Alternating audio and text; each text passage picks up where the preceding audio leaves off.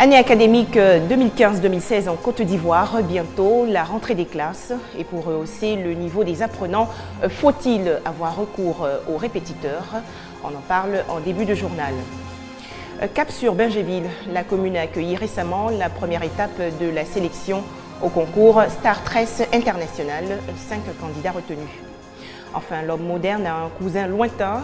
Homo naledi a été découvert dans une grotte en Afrique du Sud.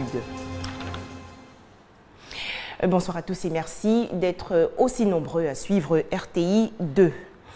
Dans quelques jours, la rentrée des classes 2015-2016 en Côte d'Ivoire. Une nouvelle année académique qui doit se préparer activement.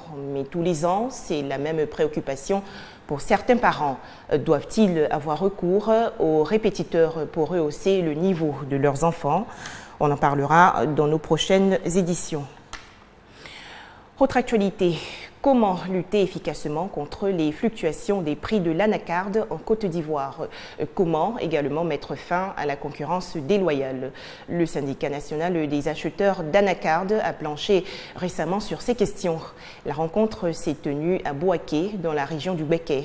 C'est un reportage de Walter Ouattara de RTI Bouaké. Les acheteurs de noix de cajou de la région de Béké rencontrent des difficultés.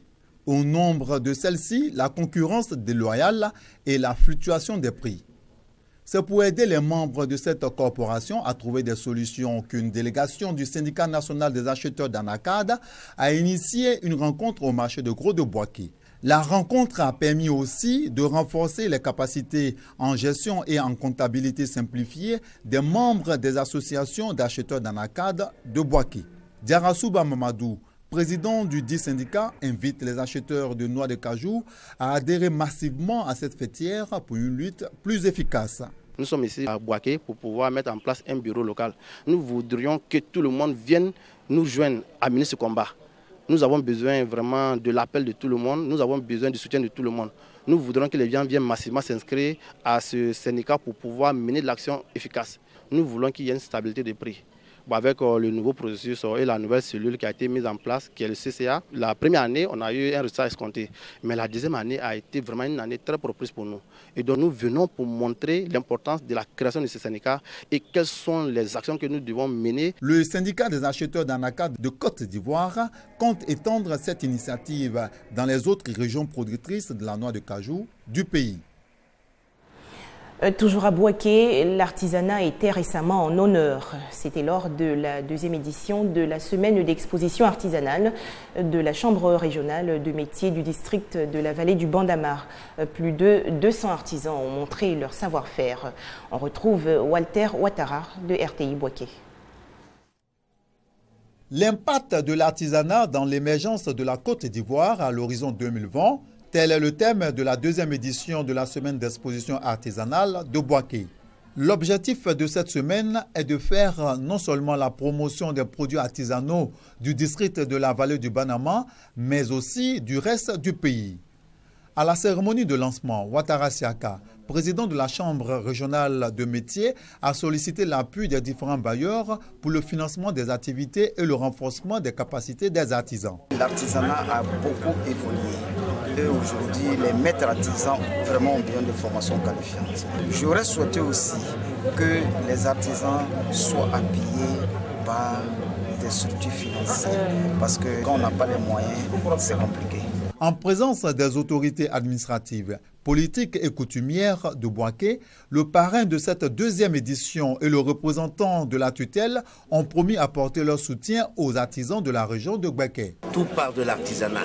L'artisan commence et finit à la PME-PMI. Nous allons essayer de voir les autorités de tutelle pour qu'ils puissent trouver un site afin que les artisans aient leur propre site à eux. Plus de 200 artisans issus de plusieurs sous-domaines de l'artisanat, à savoir la peinture, la sculpture, la coiffure, exposent dans l'enceinte de la Chambre régionale de métiers de la vallée du Bandama.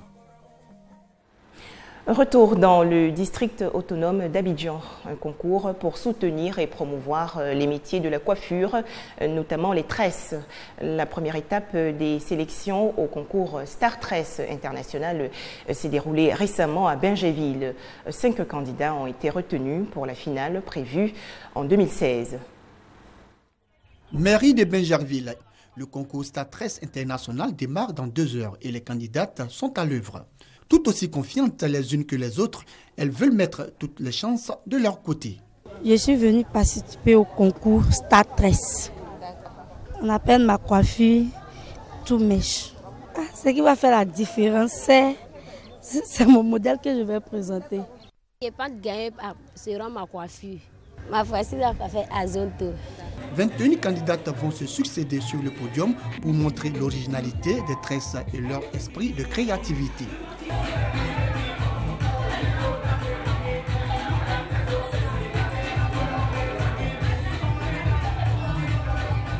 Après délibération du jury, ces lauréates au nombre de 5 ont désormais la lourde tâche de représenter la commune de Bingerville à la grande finale du concours prévu en 2016. Classée première, Elisabeth Kouadio est confiante pour la suite. Je vais être la première au concours Star Tress, à la grande finale de Star Tress. Je vais créer encore plus. Star Tress International est une initiative de la présidente des tresseuses professionnelles de Côte d'Ivoire. Un tel projet tout simplement pour valoriser le métier de la tresse et surtout faire la promotion des techniques de tresse qui ne s'utilisent pas en Afrique. Pour participer à Star Tress, il faut d'abord être une tresseuse. Il faut savoir déjà manipuler le métier de la tresse et puis il faut être déjà aussi installé. En plus des produits de beauté, les candidates ont reçu chacune des bourses d'études d'une valeur de 350 000 francs CFA pour être formées dans un cabinet de coiffure et d'esthétique.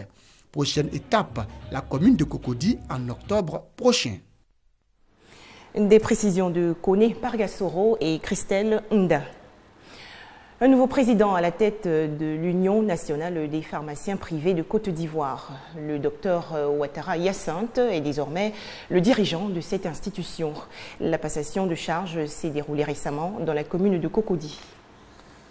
Docteur Hyacinthe Kanyigi Ouattara est le nouveau président de l'Union nationale des pharmaciens privés de Côte d'Ivoire, UNPPCI. La passation de charge avec la présidente sortante s'est faite ce jeudi en présence de Michel Duncan, représentante du ministre de la Santé et de la lutte contre le sida.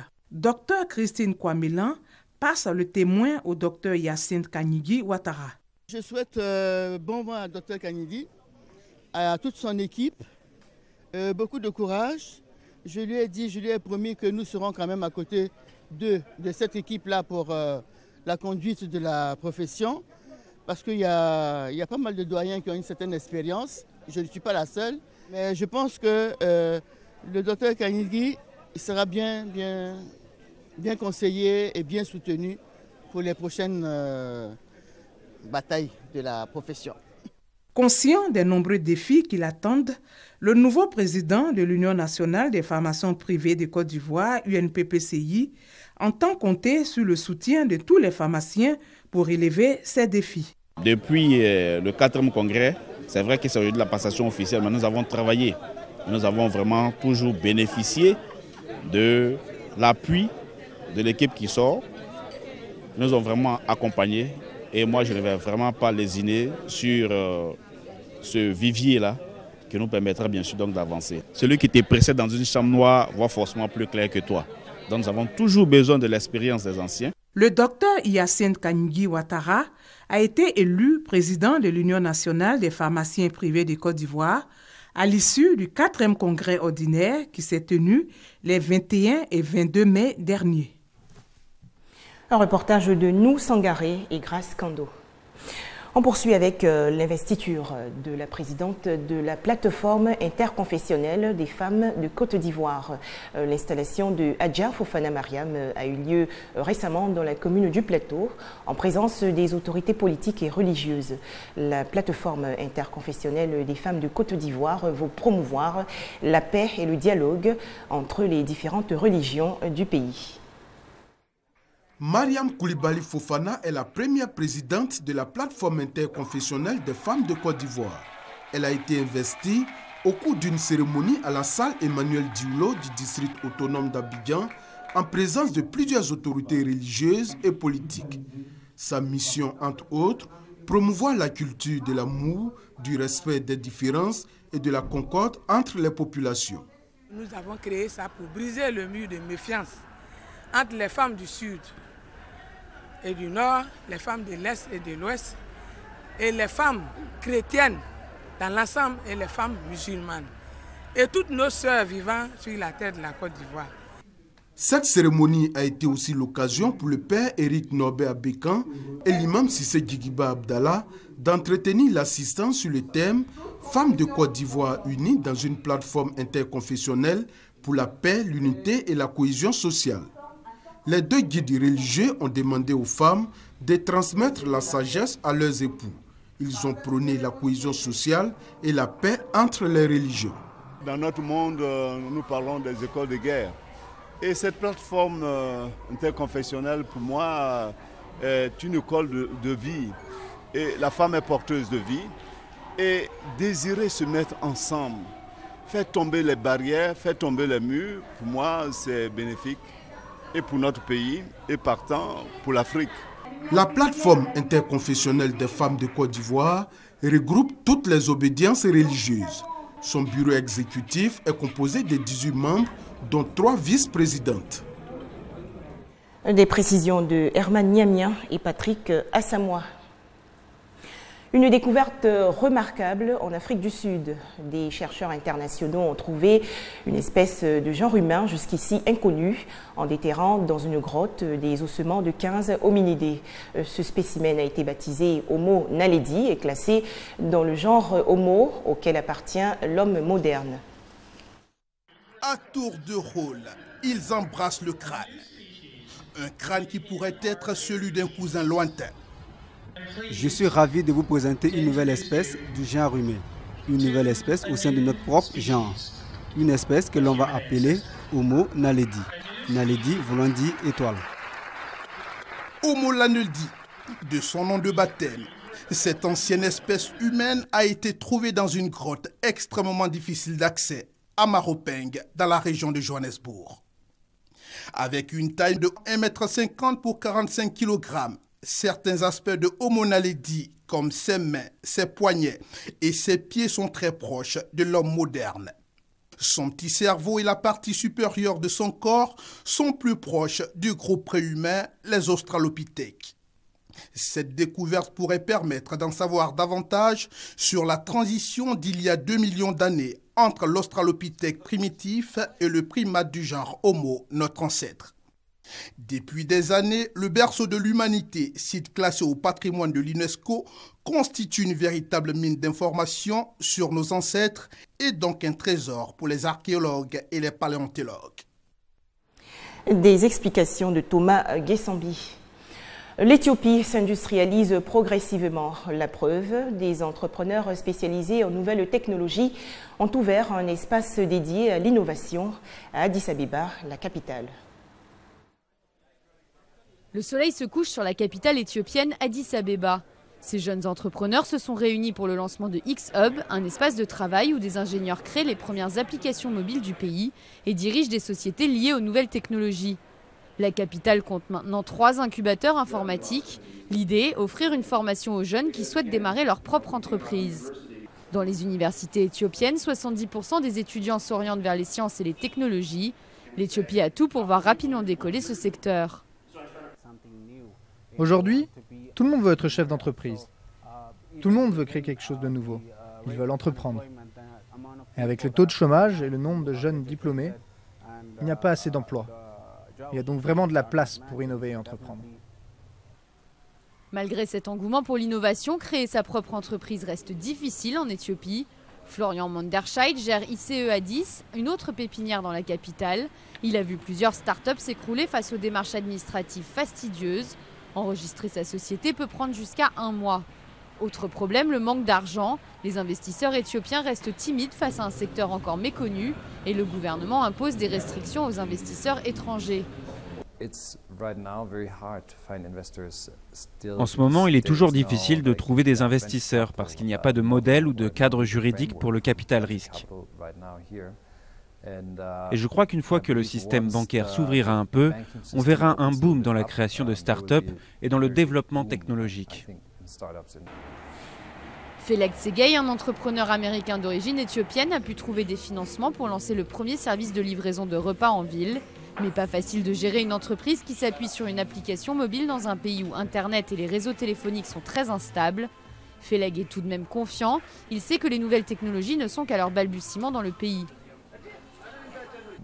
Habituellement, dans ces marchés, il y a un moyen de transférer de l'argent très rapidement et très facilement, et ici, cela n'existe pas encore tout à fait.